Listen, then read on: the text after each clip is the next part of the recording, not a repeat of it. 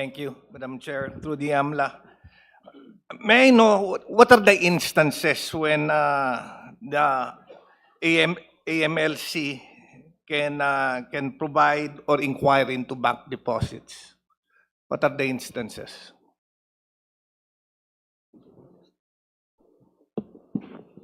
I think they do not inquire. Reports No, are being because under submitted to Republic them. Act, Madam Chair, under Republic Act number 9160, the Anti-Money Laundering Council has significant authority under the Anti-Money Laundering Act. Now, there are two instances when they can inquire into bank deposits.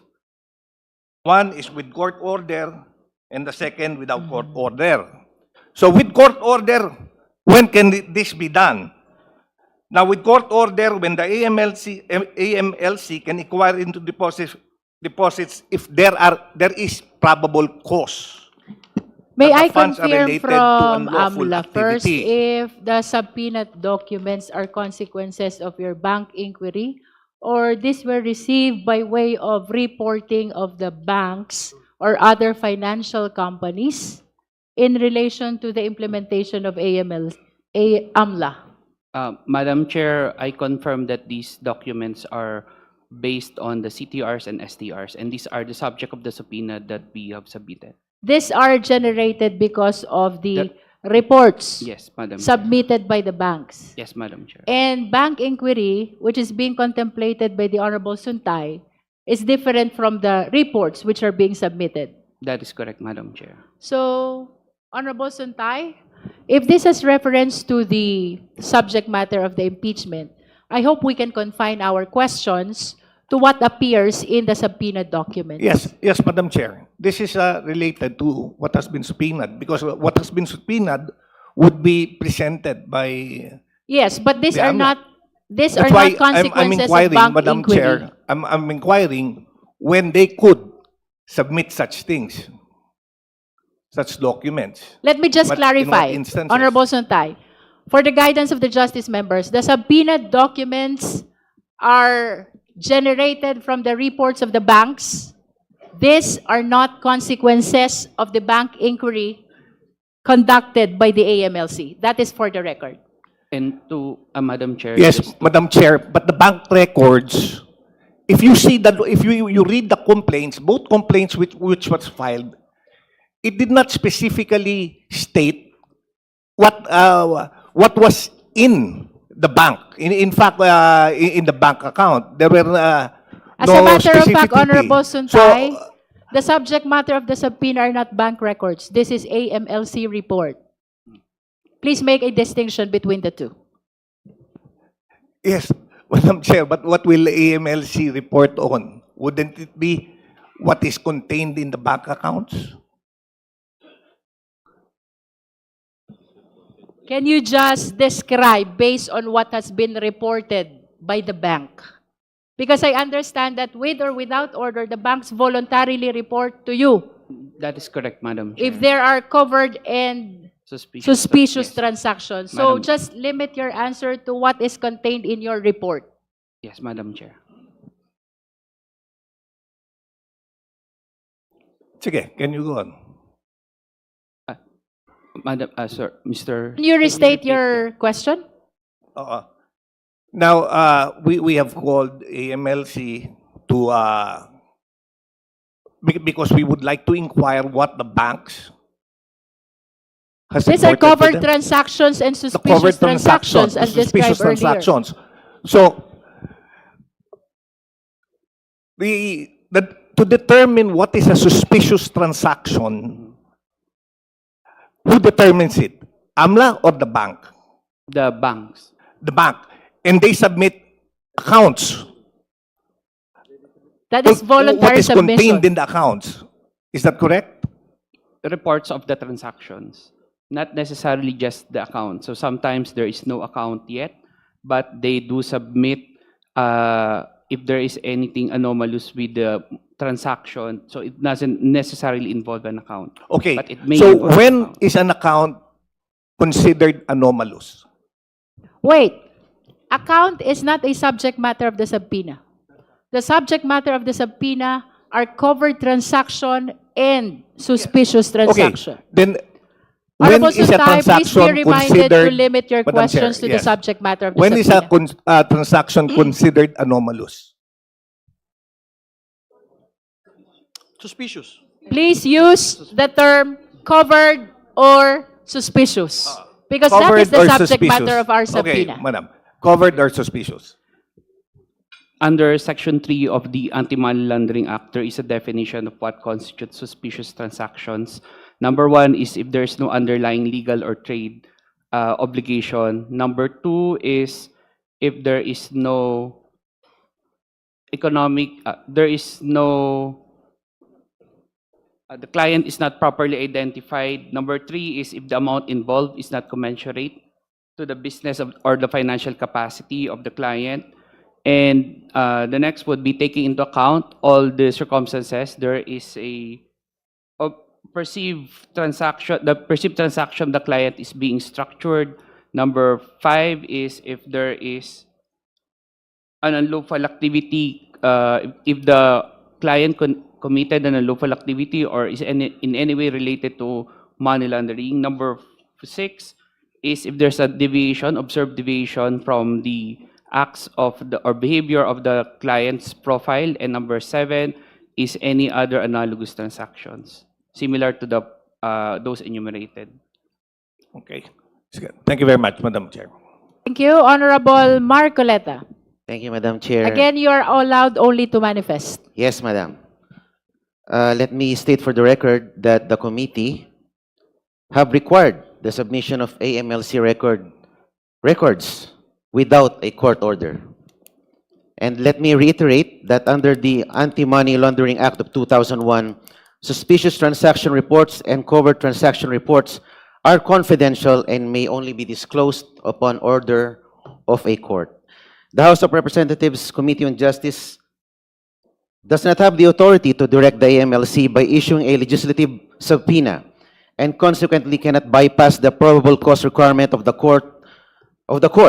The report of suspicious transactions are meant to be used by the AMLC for analysis and its own determination of probable cause, where required by the judiciary. That's my manifestation, Madam Chair. Thank you. Madam Chair, The manifestations Chair. are noted. Madam Chair. Any other member who wishes to Madam Chair.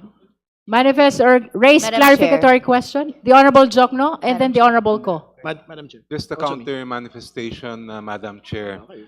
You may proceed. We have to emphasize this, that the bank secrecy law itself provides, and I quote, all deposits are hereby considered as of an absolutely confidential nature, just like the AMLA law, except in cases of impeachment.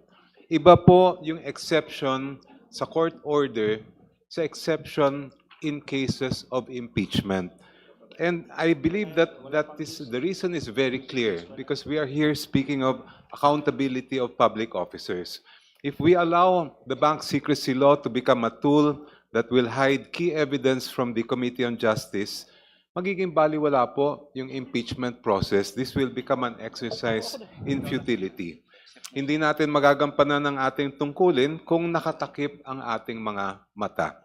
And that's why to fulfill our duty under the Constitution and to the people, the committee must exercise its power to examine all the evidence, including the records coming from the Anti-Money Laundering Council regarding covered and suspicious transactions linked to Vice President Sara Duterte. Thank you, Madam Chair. Madam Madam Chair. Chair. Madam Chair. The Honorable Ko. Madam Chair, I'm making this manifestation to clarify to the public the difference between what we're doing and the cited Section 11 of the Anti-Money Laundering Act. Under the Anti-Money Laundering Act, Section 11, sabi po doon that the Anti-Money Laundering Council, AMLC, may inquire into or examine particular deposits, etc. under order of any competent court. Ina-assume po nito na ang AMLC, hindi pa niya hawak yung impormasyon na kailangan niya. Meron siyang napapansin na something, no? Tas kailangan niya ng additional information and gusto niyang mag-inquire further. Pwedeng gawin ito ng AMLC, mag-inquire yung AMLC kung may nakuha siyang court order. Iba po yun sa ginagawa natin ngayon. Ang ginagawa po ngayon, tayo bilang House Committee on Justice, dahil we're acting upon the people's complaint for impeachment against VP Sara Duterte, and kasama dun sa complaint, no, yung mga financial assets ni VP, no, we're asking the AMLC, based on available information and intelligence that it has, no, prior to any of the, prior sa pagsimula ng impeachment proceedings na to, may alam ba kayo tungkol sa possible covered transactions or suspicious transactions na pwede niyong i-report? So, this is to clarify to the public that Section 11 actually does not apply in this case. No? Ang tinataya po ng AMLC now, meron pong mga reports na na-receive sila from banks, no? And hindi po cause yung pag-collate nila ng reports na yon because merong impeachment proceedings na nangyayari. Hawak na po nila yon prior pa. So ngayon, gusto nating marinig from AMLC ano yung contents ng report na yon, so that we can finally move on to the next parts of the proceedings, which is ano bang implications ng kung ano mang covered or suspicious transactions yung kaya pong i-report ng AMLC. Thank you, Madam Chair. Next is the Honorable D.S. Beron. Madam Chair. Yes, I know that the Filipino people are waiting to see and hear the report of the AMLC on covered and suspicious transactions. So with the indulgence of the justice members, we have been repeatedly discussing about the legality of the issuance of the subpoena and the disclosure of the report. Let me reiterate, we did not subpoena the bank records. We did not subpoena the bank officials and employees. What we subpoenaed is AMLC report, and the executive director is right before us to share with us, ready to report on what they've seen as covered and suspicious transactions. So I hope after DS Beron, we can proceed to hear the report of the AMLC. Yes, thank you, Madam Madam Chair. Chair. Only Madam one Chair. question directed to ED Benaventura. Attorney, Madam Chair, in your monitoring and analysis of covered and suspicious transactions, may I know if you're able to identify any suspicious transaction involving the accounts linked to VP Sara or his or her family? That's all, Madam Chair. Again, for the guidance of the Honorable Biron, with all due respect, the subject matter of the subpoena is not the account. The subject matter of the subpoena is covered transactions and suspicious transactions. That is for the guidance of all the members. Madam Chair. Madam Chair. Would you like to answer, ED? Yes, Madam Chair. Kindly limit your answers to the subject matter of the subpoena. Yes, there are suspicious transactions and covered transactions found in our system, database, or record. Does that satisfy the Honorable Yes, Biron? thank you, Madam Chair. Now we recognize the Honorable Terry Ridon. Madam Chair, thank you. Maraming salamat po. Magandang araw po sa Anti-Money Laundering Council. Meron po kayong mga dala pong mga dokumento, hindi po ba? So may Tama. cover letter at meron po tayong mga reports, no? Apo. Relating to the accounts of transactions of Vice President Sara Duterte and Attorney Mans Carpio. Can we refer to the cover letter first, and we'd like you to read it in full for the benefit of everyone.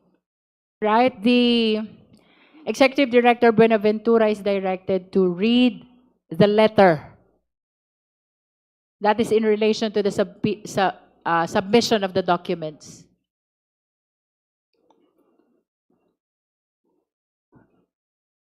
Subject, subpoena ad testificandum et duces tecum issued by the House of Representatives, Committee on Justice, in relation to the impeachment proceedings against Vice President Sara Z. Duterte.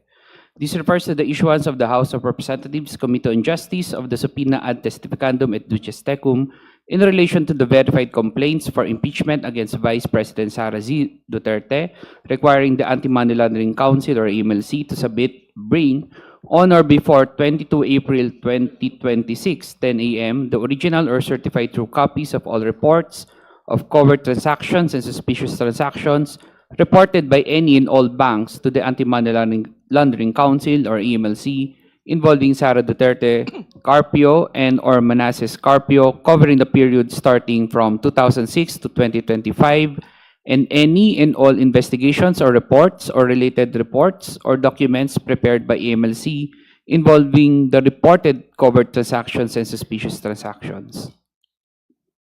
In compliance with the subpoena, the AMLC formally transmits the original and or certified true copies of the following documents. So Annex A, covered transaction report, CTRs, and suspicious transaction reports, or STRs, for the period 2006 to 2025. Annex B, financial intelligence reports on Vice President Sara Duterte Carpio and Annex C, investigation reports on A, Manasseh Carpio, and B, Sara Duterte Carpio and Manasseh Carpio. We also provide the following summary. For Sara Duterte Carpio, number of CTRs, 313. Number of STR, 17. Total amount involved,